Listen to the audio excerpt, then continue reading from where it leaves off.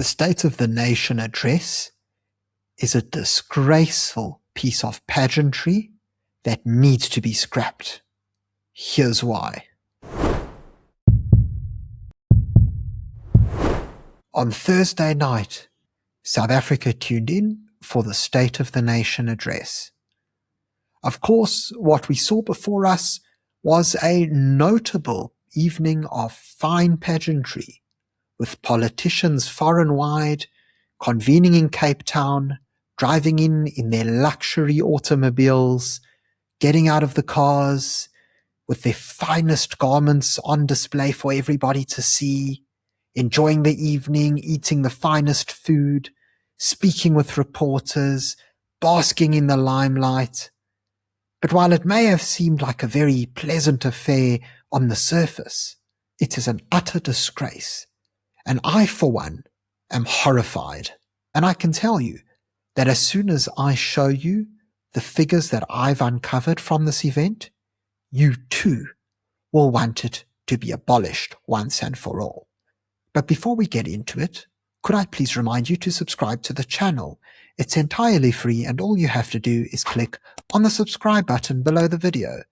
Furthermore, if you would like to support the channel and enjoy some additional benefits, consider becoming a Power Club member. You can do so by clicking on the join button below. Now let's get started. So as I explained, the State of the Nation is a very glitzy, glamorous event where the politicians are really enjoying their time in the spotlight. But unfortunately for the taxpayer, it comes at a hefty expense. You see, as explained in this ENCA article, this SONA address cost 7 million rand to produce. You heard that correctly. 7 million rand, as confirmed by Parliament Secretary Kolile George. But what's even more interesting is how this 7 million rand budget was actually something that was celebrated by George and the rest of the government. You see, if we scroll down, we see that the last year's SONA cost a whopping 15 million rand. Yet, as they say, only 12.3 million was spent with equipment alone, amounting to 9.1 million rand. Now, if we are to put this in perspective, particularly when it comes to the budgets that provinces receive in order to render service delivery, this is a most shocking figure. Take, for example, the Northern Cape. Now, of course, the Northern Cape is the least populous province in South Africa, but they do still have many people that require essential services to be provided to them on a daily basis. And right here, we have the budget speech of 2025-26 for the education department in the province. So if we take a look at the actual costs broken down in the budget, we'll notice how the entire budget was 8.88 billion rand. Of course, the 7 million rand for SONA is a small proportion of that. But if we break down the costs, we see just how meaningful that 7 million rand would be if it was allocated somewhere else. You see, as we look at the different programs, there's an independent school subsidies program whereby the province is funding 5 qualifying independent schools and the budget allocation has increased to 12.1 million rand. Now, of course, the 12.1 million rand is less than how much it cost for last year's SONA, and of course is less than the total budget of 15 million rand, and the current year's budget also comes pretty close to that figure.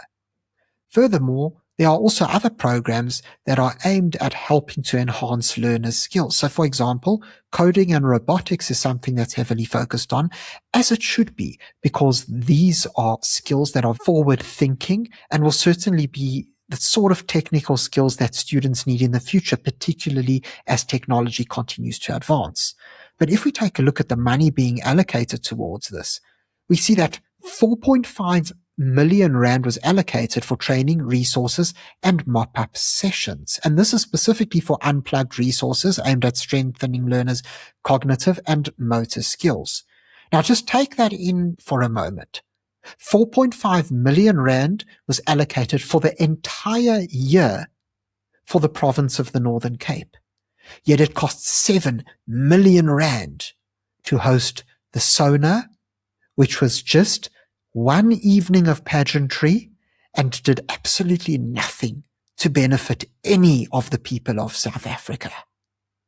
Now, if you didn't find this to be disgraceful, I'm going to show you a shocking comparison that will anger you even more. So as I was thinking about the SONA address and how much it costs, I then remembered how every single year the King of England has his national Christmas message to the people. And so I thought to myself, well, how much does that cost? And so I decided to ask AI, specifically Google's Gemini. And as you can see here, it explains actually the King's Christmas broadcast is free for the public to watch and doesn't cost the taxpayer any direct production fee. Because the broadcast is considered a public service and a historic tradition, the production and distribution are handled through a unique arrangement, and it explains. The production costs are traditionally absorbed by the major broadcasters, the BBC, ITV, and Sky, on a rotational basis. Each year, one of the three main broadcasters is responsible for filming and editing the message. For example, the BBC produced the 2025 message, while ITN for ITV produced it in 2023. While they don't release exact figures, the cost is relatively low because it entails a standard camera crew, lighting, and a few hours of editing.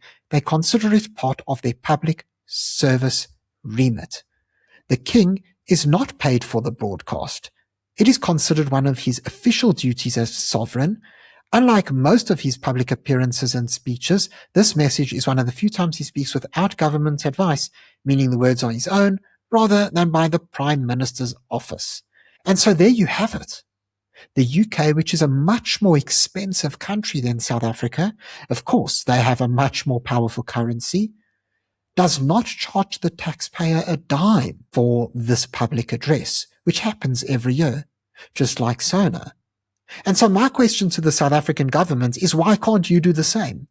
Why can't you simply have an address, it could be just a few minutes, on the SABC, whereby you present a televised address to the people at a limited cost?